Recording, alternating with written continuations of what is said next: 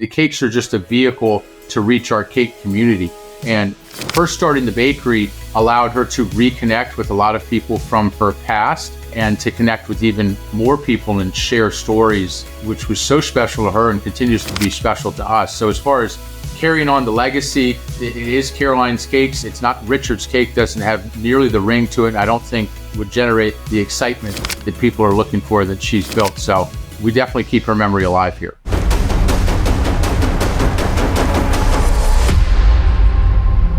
Richard Reutter, welcome to the Marketing Factor podcast. Very excited to have you on today. We've known each other for, maybe 10 years. I have just been, enamored with Caroline's Cakes probably since I was maybe 12 years old. The first time that I met your mom was in Charlottesville, Virginia, and I was working at a market there and helping my mom with something called Martha's Market. And I met your mom, and immediately she was just like this great salesperson, and she kind of let me taste all the different cakes, and I helped her out kind of loading stuff in. And I never thought that, fast forward 20 years that I would be working with her and helping her kind of craft a website and now get to work with you. So thanks so much for coming on. Were you ever involved in those kind of early days of the trade shows and things like that? Absolutely. And Austin, great to be with you. And I appreciate you having me on. I was absolutely involved in those. And I think she used a similar method of recruitment and in offering free cake samples in exchange for loading or unloading a vehicle at one of those shows. I mean, that was such a crucial part of our growth in the early days that it was all hands on deck.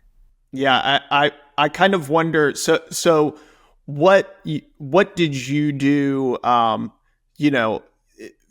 Before you were kind of running Caroline's Cakes, where you went to college, I presume. I'm not sure where. So I went to Hobart College in upstate New York, but before that, I'd gone to boarding school in Virginia at a place called Woodbury Forest, and I would be recruited when I was home on breaks to help out as kind of free family labor in the business. So I'd work. This is when it was out of the basement of my parents' home, so I'd work during the day in the basement, packaging or baking cakes, and then at night I would be waiting and busting tables at a restaurant in Annapolis, Maryland, where I grew up, and continued that through my college years. And then for a year after I graduated from college, I was doing the job search thing, and my mom approached me and she said, Caroline's Cakes is growing. I would love for you to be a part of it. And in my mind, having the arrogance of a recent college graduate, I was thinking right to the C-suite. But it turns out she just needed a dishwasher for all the pans because each layer is baked in an individual pan. And she had quite the sales pitch, as you mentioned. She had a knack for that. And I went all in.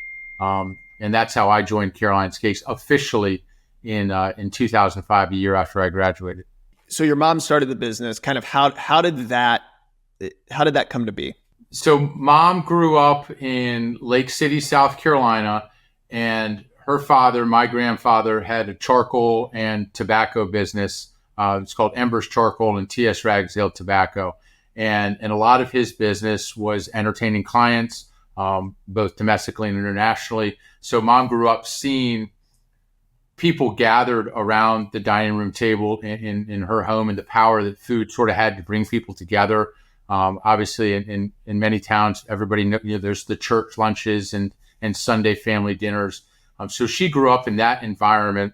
And fast forward to when I was born, she served a caramel cake. Now, caramel cake, which is our most popular product, is also very popular throughout the Southeast. I think everybody has tried or knows a distant relative who had the caramel cake recipe. Well, mom served a 7-layer caramel cake at my christening, and word of mouth took over. So she fielded requests from friends in the Annapolis and DC area and got to the point where she could make about 8 cakes a day in the home kitchen. and she'd leave them on our front porch on a joggling board, and people would come by on the honor system. They'd leave their check in the big red tin, which you could sort of see over my shoulder here. That was our first cash register, everything on the honor system. And then one day she got a phone call from somebody who tried the cake and said, I've tried it, I love it, and I want 2,000 of them. And she said yes without a moment's notice. I mean, she knew her opportunity when it was in front of her, and she jumped. What year was this? That was in the year 2000. Got it. She had done the cakes as a hobby, 8 cakes a day for close to 20 years. And when she got that phone call, that was when it was real. That, in my mind, that's when Caroline's Cakes, the business, was officially born. As soon as she said yes, it was go time. Did she have like a brand already and kind of packaging, or was it more just kind of this homemade? It was, and I think a lot of small business creators can relate to this. It was very much ready, fire, aim. We became very good at creating the problem and then working on the solution. And as opposed to saying, I mean, she very easily could have said, I don't have packaging or a brand identity yet. Like, let's talk when the time is right. Who knows if that opportunity comes again, and may not lead to us talking here today. So she said yes immediately, and then set the task on figuring out how to fill the order. My parents initially went to a co-packer, so a very large-scale bakery, to produce this for them. They shared the recipe, and fortunately or unfortunately, depending on how you look at it, the very first cake that came off the line as a test, they cut into it, and they found a penny in it. And that it was immediately the plug was pulled. Mom did not feel comfortable with not just the production process, but also knowing the nostalgia associated with an authentic caramel recipe. So she took everything back, put a commercial kitchen in the basement of my parents' home, and that's how that first order got made and shipped out. Wow. So from there, what's the trajectory? Does she start taking it on the road and taking it to these? I guess you would call them trade shows, or they just more trade like shows or junior league shows. At many of them, there's a percentage of proceeds that donate to different causes. Of course, Martha's Market that you mentioned donates a tremendous amount for breast cancer research, and there's various causes that Mom had supported outside of her career as a baker that were important to her. So those were great opportunities. But the initial days where everything was baked out of the house, and we would load up her Suburban, and she'd drive out to one exit before the Bay Bridge in Maryland. So there's all this beach traffic to Rehoboth and Ocean City on Route 50, and she'd set up signs along the highway that said where you can have your cake and eat it too. And at the end of the line, she'd be there underneath an umbrella and her straw hat, and people would come by out of sheer curiosity or because they knew, and they'd pick up a cake for their trip to the beach. And that was sort of the early travel, was about, the 10 miles up Route 50. But then, of course, it did expand into the shows as word of mouth. And, I'd love to have these here. And, we started small and short, just into Delaware. And then you get different calls from friends. Mom didn't know a stranger, so she got calls from around the country from her old friends. So when does the mail order aspect of the business come into play? Well, that first order was shipped. So the request was to have it shipped. And that, again, there was a lot of, fingers crossing, and we didn't ship with dry ice or, any real padding. It was the cake in a tin with a bow tied around it, which if you've ever tried to tie a white satin ribbon around a round tin, it's an exercise in patience. And they were put into a cardboard box with the UPS label on them and shipped out. So that first shot of 2,000 cakes was our, cannonball into the deep end. And we shipped a little bit after that, but really it took the combination of the word of mouth that was growing through attending these shows and the fact that we knew we could, at least on a small scale, ship the cakes to really point us in the direction of becoming a mail order business. So was there any advertising involved when, in those early days? Was she running ads in the paper, kind of taking any sort of radio ads out or anything like that? Or was it all just word of mouth and kind of her charisma and her sales personality? It was all Caroline, and I don't. Maybe we took a few small ads out, but we've been very fortunate throughout our history of, we had a piece that was picked up in the Capitol, which is the local newspaper there, about the caramel cake, but there was no print or digital advertising done, because the best way to experience our product is to taste it.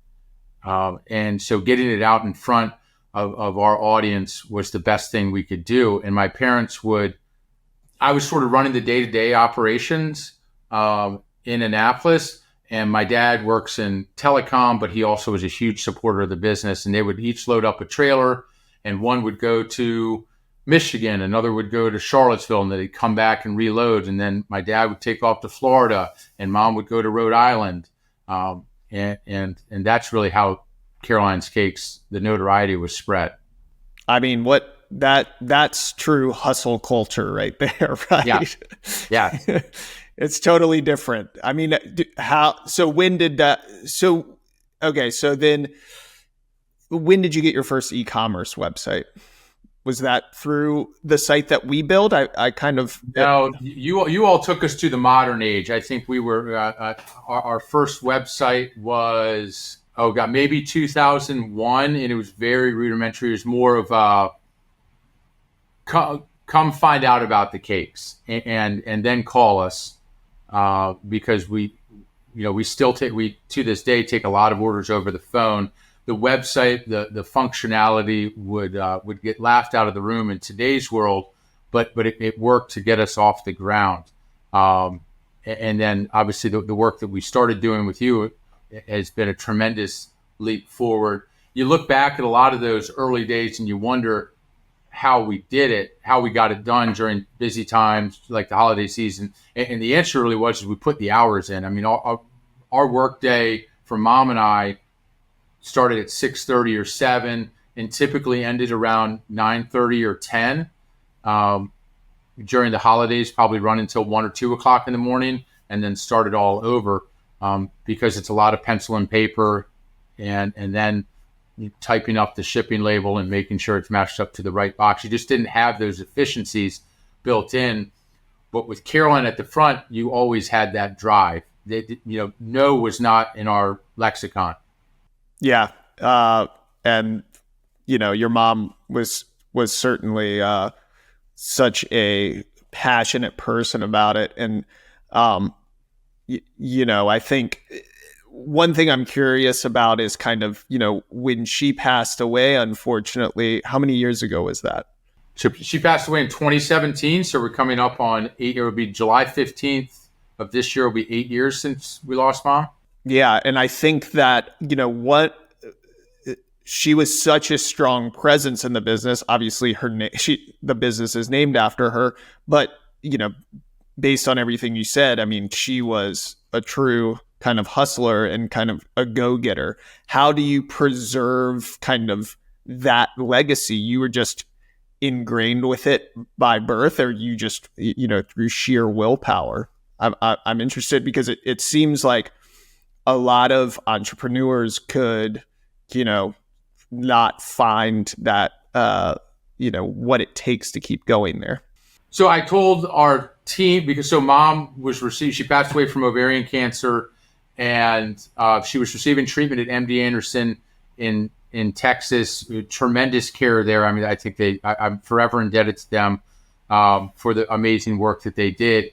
And mom passed away in Houston, and I was back in Spartanburg at the bakery 2 days later. I mean, it wasn't an option. I told the staff here that this is and always will be Caroline's Cakes. And I said, if you don't believe me, try and change a process she set up, and there will be signs. I think when you have somebody as magnetic and passionate and driven as mom, and all those characteristics that I mentioned are genuine, that she wasn't faking those things. I mean, she had the drive. She led from the front, and boy, could she motivate people. I think in the early days for me, I kind of came along kicking and screaming.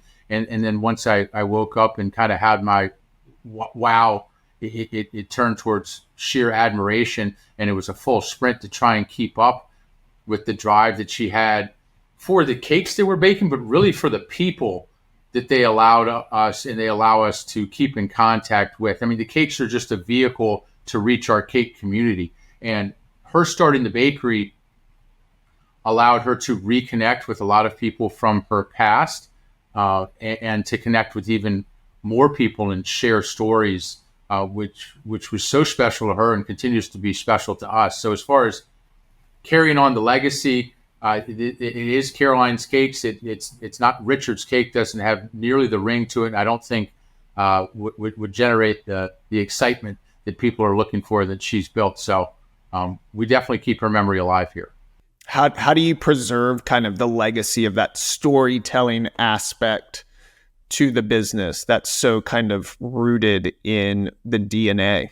It's a big part of our onboarding. We're at the point now where there's some team members who work for us who never had the opportunity to work with Caroline. So it's very important to me in the onboarding process to tell them our entire story, to tell them that this is, a strong Southern female entrepreneur who literally made this happen through her passion. There's also a lot of like physical call outs here in the bakery. Right outside my office, I found some of Mom's old stationery, and I had her signature pulled from it. There's a light up sign right beneath the original mission statement that she has. It's all in her words and her writing.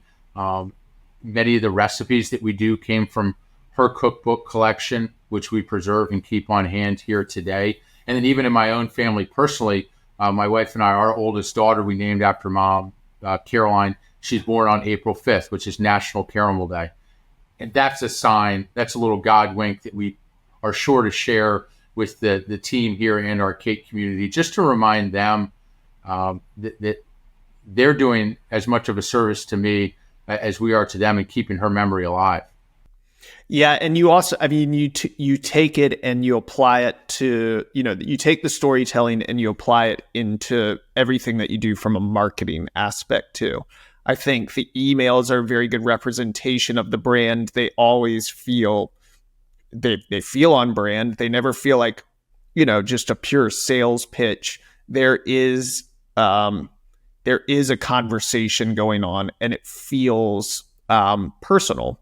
And I think that deliberate approach is something that not all brands can do well, but I think because of Caroline's, what is rooted in the fact that this is a brand that was built, literally in a kitchen and has grown into a very, very successful big brand. You are authentic when you talk and take that storytelling approach. It's really personal to me. Obviously, Caroline was my mother. I still look at it as her business. I'm just running the day to day. It's very, very personal to me to continue to tell her story, which is, as you pointed out, is an authentic one, and I think is deserving of being told. Very little about our cake recipes has changed as we've grown and developed. We focused on areas like how do we improve our packaging and the overall customer experience, but the authenticity of those recipes has not changed since our founding. There's a lot of different ways that you can make caramel a lot faster and in larger batches than we do. But if we were to do that, we would lose the reaction and the nostalgia that people get after even just one bite. So we're not willing to do that, and we never will be. Yeah. Well, and to that point, I mean, how taste is such a hard thing to communicate online, right? Or any sort of the visual senses, the smell, the actual, the mouth feel of it and everything.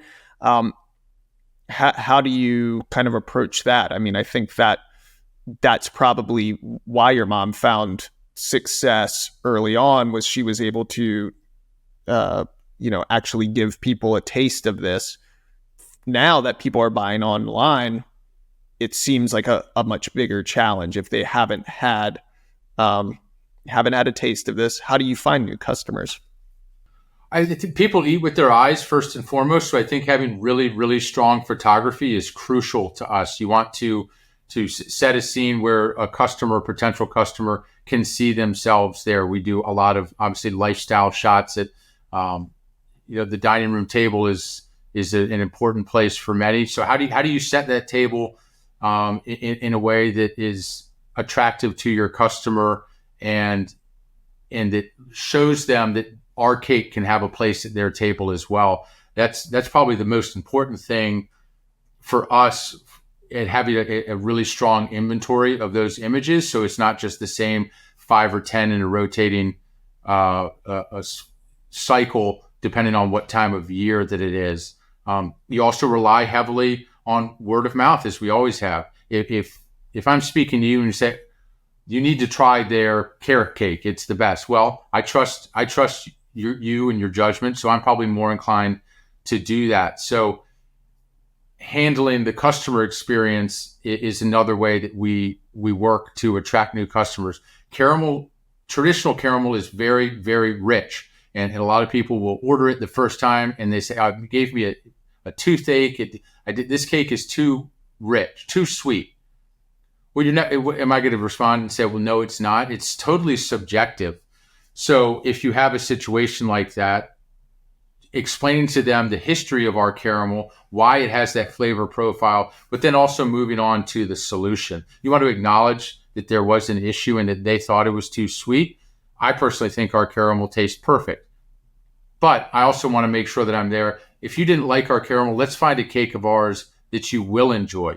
So now you come out of that experience saying, wow, like that's what an unbelievable experience that was. And we got to a point where I was happy and I'll be back.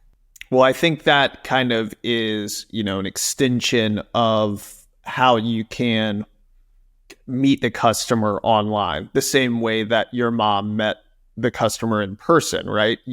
You're taking the time out of your busy schedule to respond to this customer directly, presenting them with solutions, and then in turn, they're probably going to become a loyal customer after that because, you're actually greeting them by name. They're getting to meet the person who runs the business. And I think that goes a long way in kind of the evolution of getting a customer to return.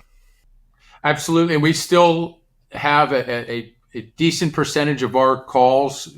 You can call Caroline's Cakes and speak to the same person two calls in a row, which I think, I think we're a growing business, but we're not a call center, and we want to hear from we have customers who have their same handwritten Christmas list and they don't want to enter it in online. I think having the online part is super important and crucial, but I also want to have that option for somebody to call. Maybe they're not even ordering a cake. Maybe they just want to tell us about their experience with the cake. Or, we've received calls from people who say, my grandmother's ordered from you for years. I wanted to let you all know that unfortunately she passed away. She was a part of our cake community as well. It's a very close connection with our customers. Everybody who has tried our cake is part of our cake community, and we care about them deeply. So how do you kind of evolve the marketing for the next generation of those new customers? What does it look like for,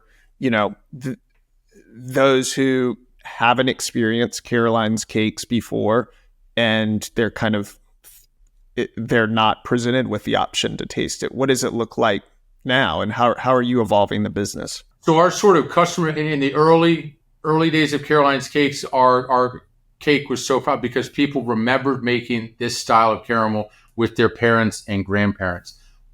The challenge we face now and what we want to go after is that we want those memories from our audience to be, I remember this cake because my parents gifted me Caroline's Cakes because they remembered their grandparents. So you want it from generation to generation. There's still a large part of it that involves continuing to attend these shows now that we're in a semi post pandemic world, and communal food sampling is not so frowned upon anymore. We're back. We go to events at Atlanta Wine and Food, Charleston Wine and Food, getting the product out in front of people. We just, in the past 2 years, have renovated our bakery here in Spartanburg and added a retail storefront, which is another opportunity for people locally or passing through to stop in and experience the brand and experience the product and see all that we have to offer. And then just continuing to work our PR network and just do effective advertising. Kind of the repetition of and visibility is at least, we hope, going to lead somebody to inquire more about us.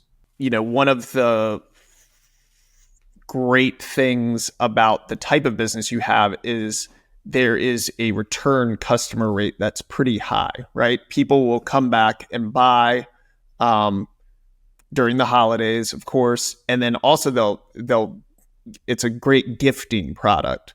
How do you give me a breakdown of kind of how you approach your email and your PR and your ad, kind of the marketing approach that you take for, seasonal and holiday type marketing? It's certainly ramped up during the holidays. I want to sell the story as much as I want to sell the product. So you mentioned like the PR approach. We have been very fortunate to be included in a number of gift guides, which is a great way to reach a new audience. My dad has compared that to sort of like the modern day show experience to some extent, because people are coming a more ready shopper than perhaps somebody just surfing the web. I mean, they've clicked on a gift guide, presumably because they're looking for a gift for some particular reason. We kind of go cyclical. Obviously, Christmas being our biggest time of the year. So as far as growth, we look for the next holiday, and that's going to be a gifting occasion. Outside of that, we're looking to focus a lot on birthdays, because everybody has a birthday, and there's never an inopportune time to advertise that, because they're year round. But we do still try to budget our time and our resources to do our heaviest push at the holidays. What we are learning better now is how far to pull that back after the holidays, because as you know and have an expertise in, you could pull back too far and then spend time doing recovery. And then it's just continuing to take advantage of every opportunity that those digital placements have brought to your doorstep. When I say take advantage of them, you look hard at sending out samples for different PR placements, paying very close attention to where you're having the best success, and shifting resources. Those are areas that we're not experts in, so we rely on really strong partnerships with Caroline's Cakes. Yeah, and one thing you and I have been talking about, even in the past 6 months, is kind of trying to determine what the lifetime value is of your customer, and really getting a pulse on that, because we have a bit of a baseline for the customer acquisition costs that we want to kind of stay below if we're going to run ads. But if we think of that kind of spread out over a 2 or 3 year period and amortize it, it actually looks a lot different. And so I think that it's kind of it's a way for you to, reach a new audience. And now that digital advertising is a bit more expensive, it's kind of, what can you do after you've acquired that customer the first time, where you're not having to pay for them again, pay for that customer, pay for them to see an ad, but approach them through different things like email or, other types of getting in front of them with your gift guide and things like that. And I think that if you take a deliberate approach to kind of determining all of the kind of cost factors into what it takes to acquire a customer, it's also worth kind of looking at the lifetime value of that customer too. Which can be difficult because, we're in we live in a now world. Sometimes looking at the acquisition cost of a customer and then realizing that true benefit will come back over 1, 2, 3 years can be hard to wrap my head around, because I'm again, it's like we're in a pretty decent growth mode now, and I want to put everything back into the business. And in order to put as much as possible back into the business, I need as much as possible to put back into the business. So our work together has been really effective in kind of framing my thinking, and also to kind of remind ourselves to look forward a lot with, okay, we've used our digital ads effectively to bring people here, but where are we bringing people? I talked a little bit about the inadequacy of our first website. Well, the website that you all built and have helped us maintain and grow brings them into an environment where they're like, oh, this experience lives up to the quality of the product. I mean, they don't have an opportunity to taste the cake online. So how are you going to prove to them that it's worth paying whatever the cake costs, plus shipping it to your door, which is a huge benefit? We can put a cake right on your doorstep anywhere in the country in 2 days.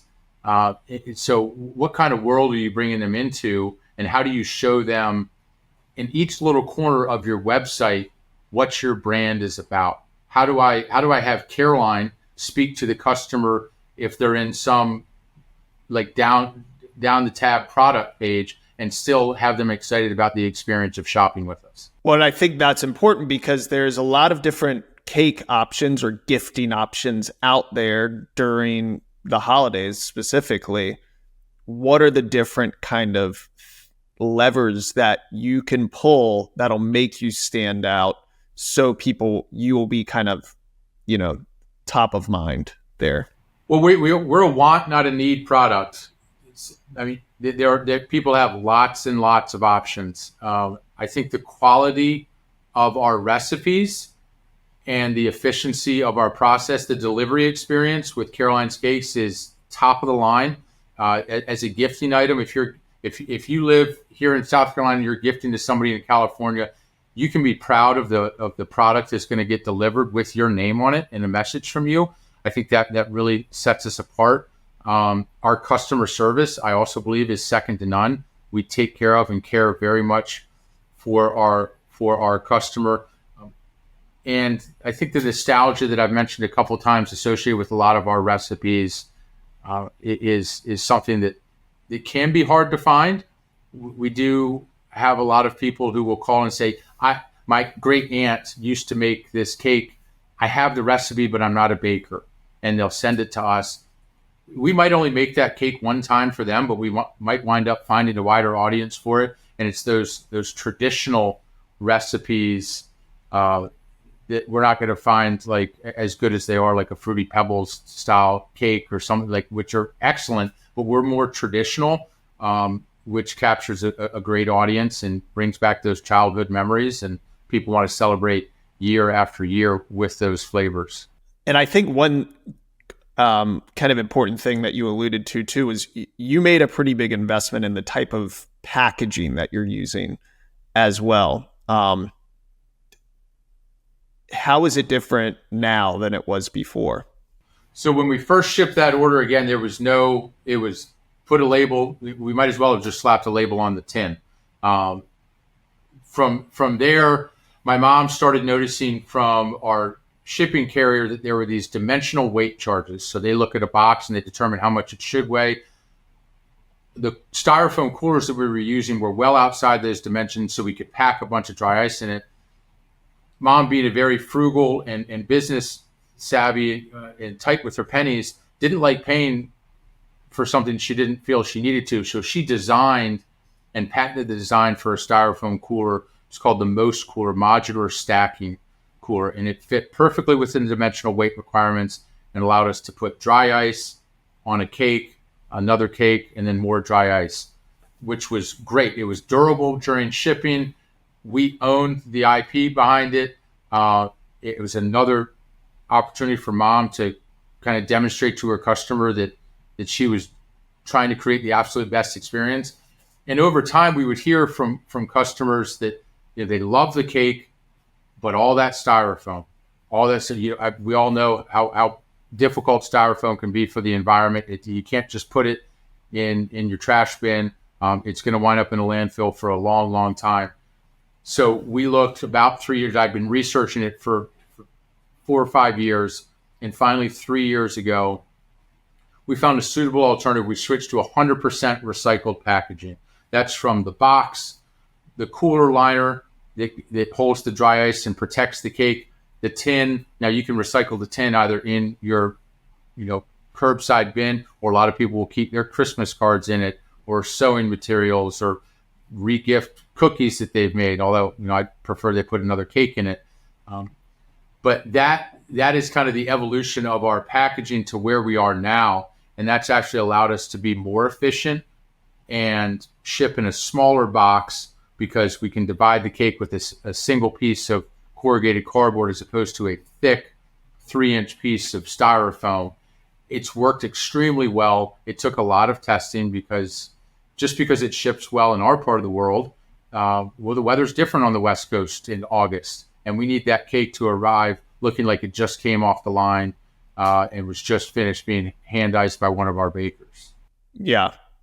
Well, and I think another kind of interesting way that actually just reduces the packaging completely from the shipping is the fact that you opened up a store, restaurant, bakery in Spartanburg. What was the genesis of that again? Had you guys had those before? We had, when we moved out of the basement of my parents' house, we rented a small storefront in the shopping center where mom used to set up in front of, right before the Bay Bridge. And there was an office there, there was an antique mall, a church, and Caroline's Cakes, and all these other spaces were vacant. So we had 2,500 square feet for a small retail storefront. So at the storefront, offices, kitchen, shipping, and storage, all in 2,500 square feet. That gave us our first experience with, again, back to that face-to-face with your customer, and you could hear their stories, and they could see that there was, in fact, a Caroline, and she was always out front talking to them. So that was our first retail experience. When we moved down here to Spartanburg in 2012, Mom and I talked about that constantly, because we moved from 2,500 square feet to 25,000. So we expanded our footprint. We wanted to get that opportunity to reach our customer again. The mail order side continued to occupy all of our time until finally, really right at the beginning of COVID, I decided, let's do this. I found too many signs from my mom to pull the trigger on it and just make it happen.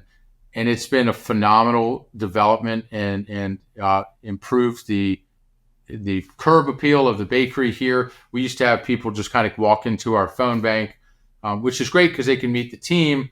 But you can come in now, you can have a glass of champagne and a couple of cake bites. You can try 3 or 4 different slices of cake instead of feeling like you have to have the whole cake on its own. We have a lot of stuff from brands that we're really good friends with, that we're able to showcase them, other brands that we admire and pair well with our product, so we can create the whole experience here. Do you feel like that model would work in other cities too, or have you had ambitions to open other stores? I mean, I would imagine that I've always heard that that a store, the average order value goes up, right? Because there's more opportunities to sell. So it seems like a great business opportunity, but I've also heard that can be incredibly challenging, from the staffing issues to everything else. I mean, have you toyed with the idea of opening in other places other than Spartanburg? I think the average order value certainly goes up, but we benefit here from the fact that at the front of the bakery, we have our retail space and we have all the production for shit, like it's already being done here. I don't know that we're in a position now to have multiple locations. Our core business is always going to be mail order. Um, so I've toyed with the idea because it's a ton of fun, and it does fairly well. I don't know if we are structured in a way that would allow us to manage multiple locations while still keeping our eye on the priority, which is this mail order business. What are kind of the not so obvious differences between having a brick and mortar store and an e-commerce business? I mean, you mentioned like there's average order values increase, but so is your overhead. It's a lot easier to pivot back of house e-commerce to, the staffing issues come to mind with a brick and mortar that you don't see when you have e-com, when you can have a platform like a Shopify who does a lot of the order processing and, click print and you get your labels to spit out, as opposed to, the alternative in a storefront being, we don't have anybody to help our customers. Well, that's never going to be the case on the e-com side, provided your website doesn't go down. It's 24/7, 365. You can attract a customer, tell a customer about your story, your brand, your products, whether your lights are on or not. It's actually kind of fun during the holiday season. You can see these little spikes on the website from as like cocktail party time comes out, and you'll see people getting home at 10:30 to 11 o'clock at night. My assumption is they've tried the cake at a dinner event or tried a cake bite at a cocktail party and have decided that now is the best time for them to come home and place their order, which is always a lot of fun. That opportunity is not available in a brick and mortar. It is available on e-com. Yeah, and that's true. My wife comes back sometimes from parties and does some shopping too, so I could totally see that being the case.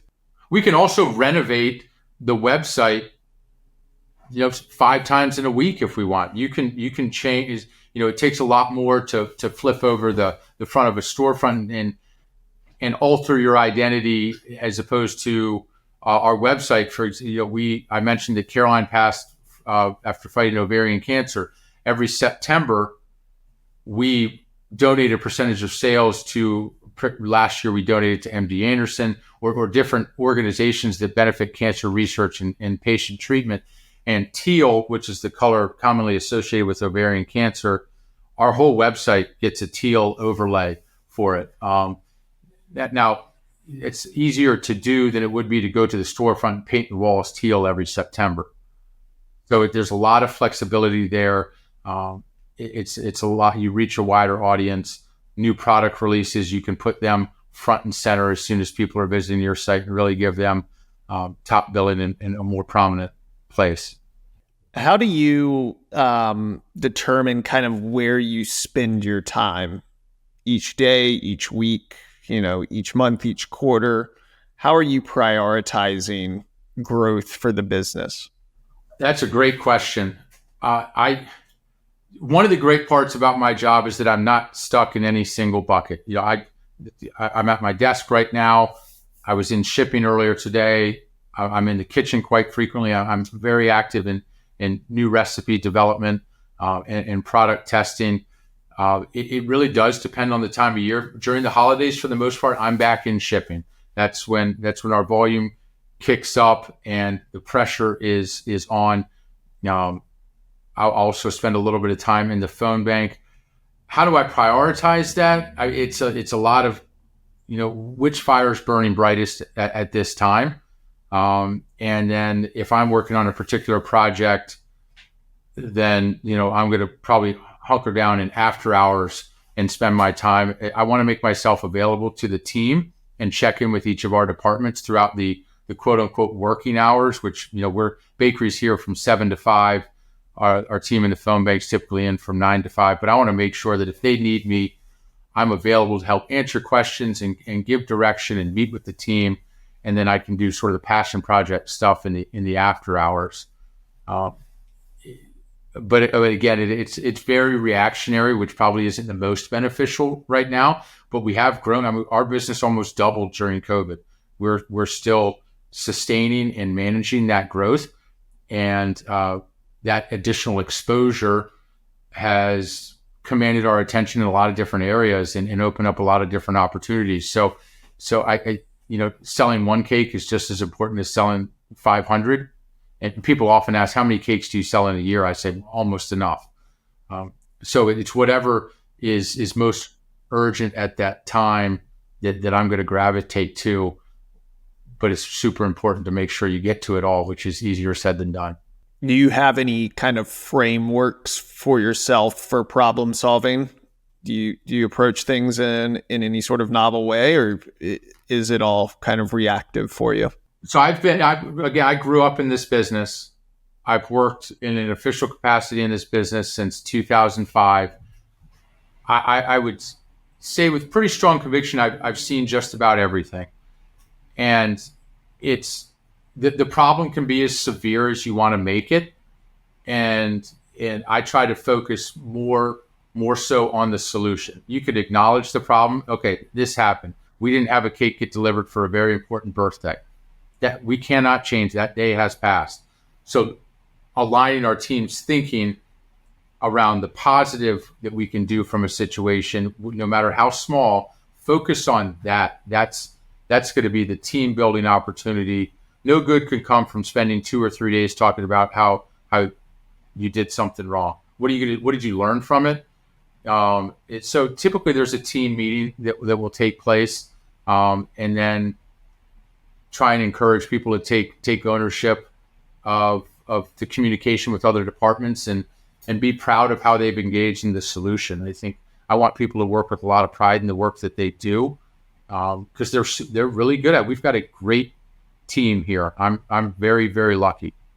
So outside of your mom and your team, where else do you kind of find inspiration for the business and for, your managerial style or anything like that? Where do you look? Mom's always going to be a big motivator for me.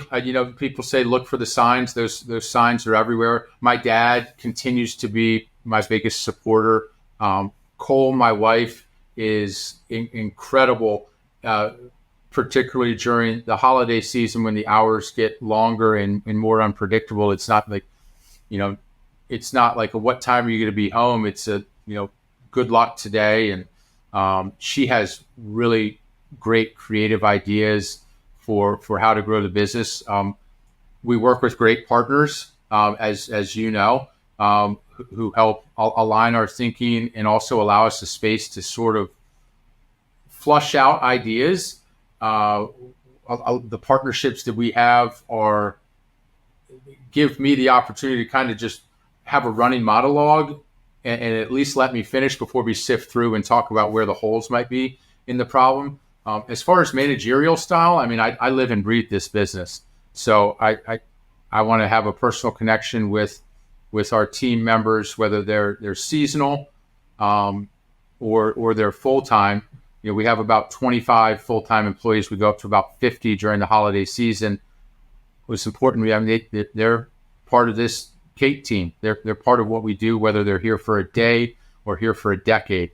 And again, that's part of me being accessible. My door is rarely closed. My cell phone is readily available to our team members here, and in many cases, our customers too. What do you look for in a partner, for the business? I mean, similar originality and enthusiasm for what they're doing. I mean, certainly creativity. I think that you can be very successful doing the same thing as a lot of other people, but I want the excitement behind it too, behind like having it cater to our business, our brand, and how their expertise or your expertise is being applied beneficially to what it is that we're trying to accomplish. I think, having similar personalities is really important. I mean, at the end of the day, like we are selling cakes, so I think we can be a little casual in some areas and more urgent in others. But it's a cake. We're very lucky to sell something as fun as that.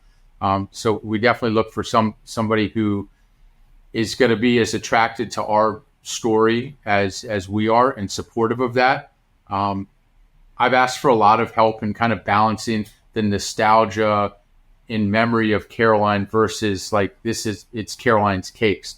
Because for me, as her youngest son, I have an obligation to carry on her legacy, but I don't want the business to become a shrine to, in memoriam for Caroline. I don't think that she would like that. I think our customer wants a specific entertaining experience that can certainly draw from her life and her memory. But there's this very particular way to do that. Well, Richard, I think you've done a great job with that. It's been great having you on the Marketing Factor. Where can people find you? You can find us online at carolinescakes.com, or if you're passing through Spartanburg, we're located at 925 Beaumont Avenue. You can also find us on Instagram at Caroline's Cakes, or on Facebook as well. Awesome, man. Thanks so much for taking the time. I really appreciate it. Had a great time.